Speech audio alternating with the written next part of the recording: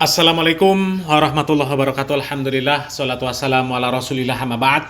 Kaum muslimin yang dirahmati Allah subhanahu wa ta'ala, kali ini kami tertarik untuk mereaction pembahasan dari channel Maisha Al-Fatih, di mana di dalam video yang akan kita reaction ini, beliau menjawab dan meluruskan fitnah atau tuduhan dari Banser bahwa Ustadz Syafiq Riza Basalamah adalah Wahabi, dan pemahaman Wahabi adalah pintu masuk terorisme. Coba kita simak dulu videonya.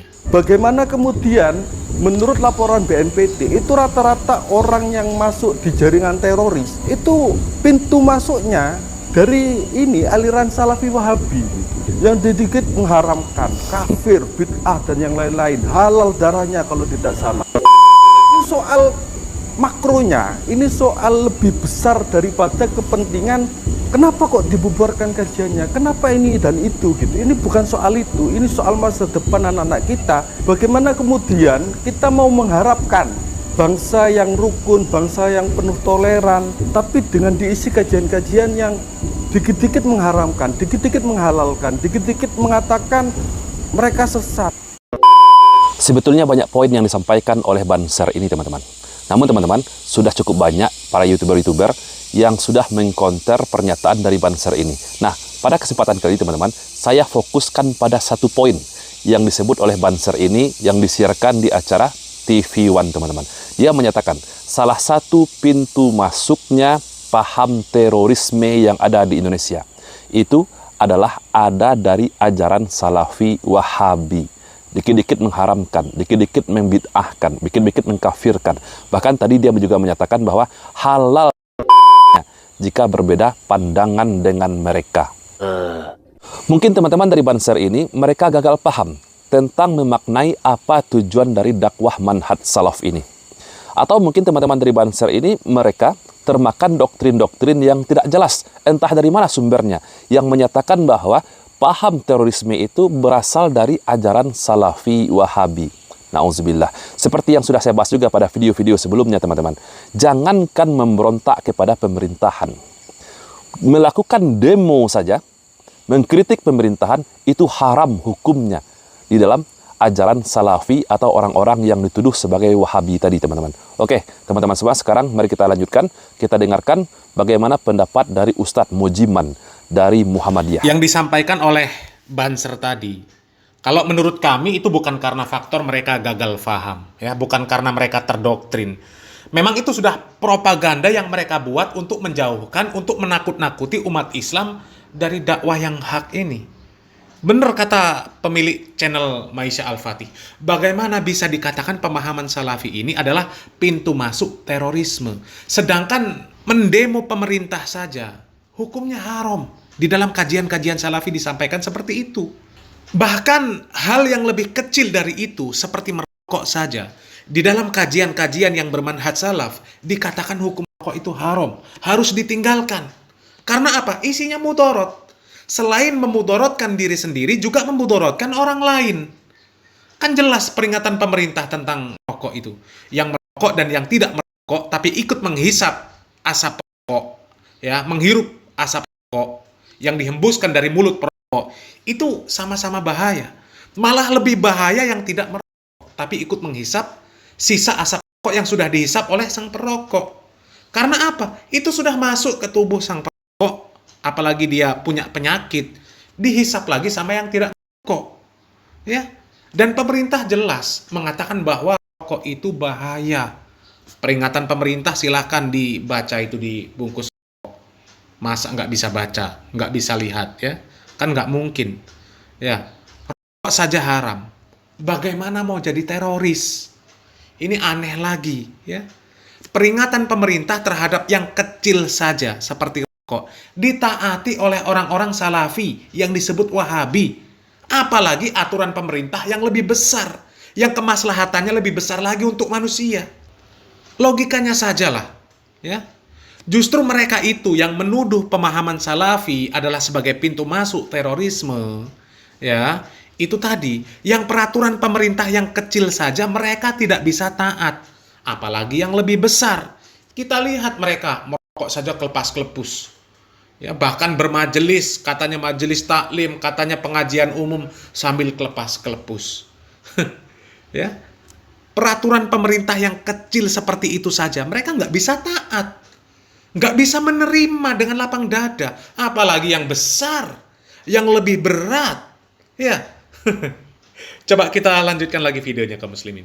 Saya tahu maksud penanya ini karena kemarin ada pengajian yang diisi oleh Ustadz Syafiq Reza Basalamah yang dibubarkan oleh ormas tertentu. Saya mencoba beberapa saat yang lalu membaca, salah satunya karena pengajiannya dianggap provokasi, dianggap pembuat onar, dan dianggap itu adalah kumpulan orang-orang Hizbut Tahrir. Itu menurut HTI. Padahal antara Hizbut Tahrir dengan Salafi Wahabi itu dua hal yang berbeda. Ideologinya juga beda. Salafi itu taat dengan penguasa yang sah, meskipun penguasanya itu zalim. Jadi Salafi itu taat dengan penguasa yang sah meskipun penguasanya itu zalim. Sehingga tidak benar kalau dikatakan bahwasanya provokasi, karena Salafi itu taat dengan penguasa yang sah meskipun pemimpinnya zalim. Nah, Hizbut Tahrir beda. Hizbut Tahrir itu kontra dengan pemerintah.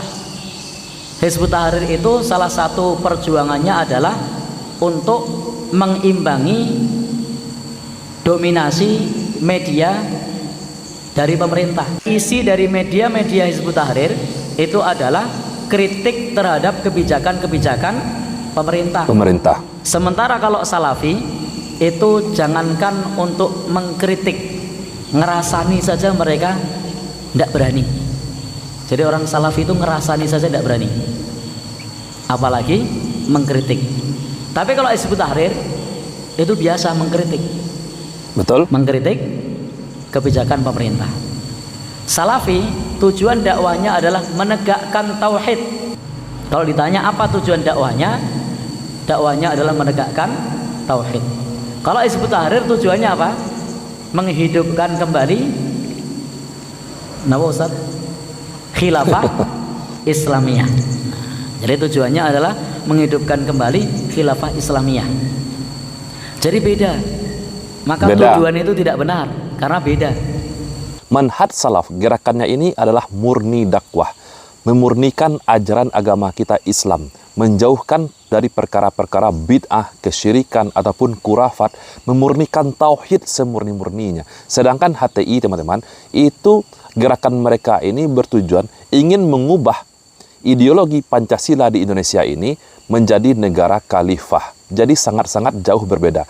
Sedangkan Salafi, mereka tidak pernah mengkritik pemerintahan. Haram bagi mereka, apalagi melakukan demo. Dan apalagi jika dituduhkan kepada Salafi ataupun orang-orang Wahabi ingin melakukan provokasi, memberontak kepada pemerintahan atau melawan kepada pemerintahan. Ini sangat-sangat tidak berdasar sekali. Apalagi dituduhkan kepada Salafi adalah cikal bakal pemahaman terorisme. Na'udzubillah. Ini semuanya fitnah, teman-teman. Banser ini saya tidak tahu apakah mereka ini sengaja memfitnah atau mereka ini juga korban dari doktrin-doktrin yang tidak jelas dari mana sumbernya. Sepertinya Ustadz Mujiman ini bakal mendapatkan label atau gelar Wahabi, ya. Karena beliau meluruskan kesalahpahaman orang-orang terhadap dakwah Salafi yang disebut Wahabi, dan beliau membela. Dan kembali lagi kaum muslimin, menurut kami mereka itu yang koar-koar Wahabi-Wahabi, yang teriak-teriak Wahabi-Wahabi, radikal-radikal dan sebagainya, mereka itu bukan gagal faham. Bukan gagal faham atau salah faham atau termakan doktrin. Bukan. Ya. Kalau memang mereka ini gagal faham, salah faham atau terkena doktrin, harusnya mereka ini belajar. Harusnya mereka ini mikir.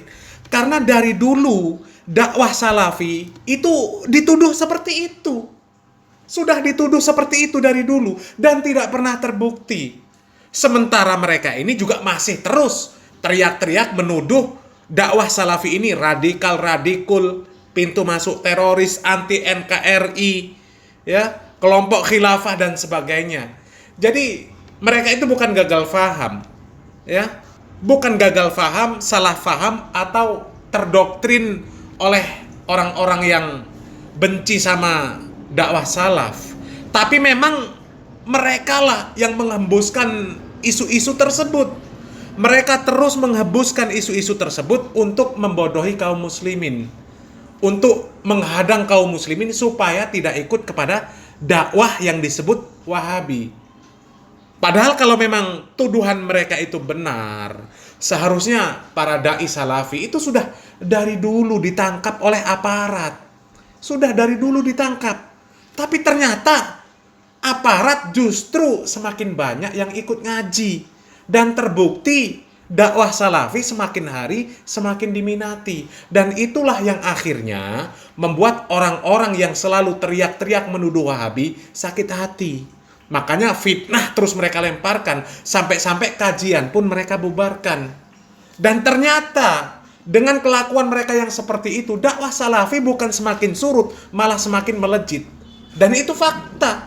Jadi mudah-mudahanlah para pemfitnah dakwah yang disebut Wahabi, mereka segera mendapatkan hidayah dan tobat dari kelakuan mereka yang selalu menebar fitnah terhadap dakwah yang hak ini. Salam waras, salam akal sehat, barakallahu fikum, wassalamualaikum warahmatullahi wabarakatuh.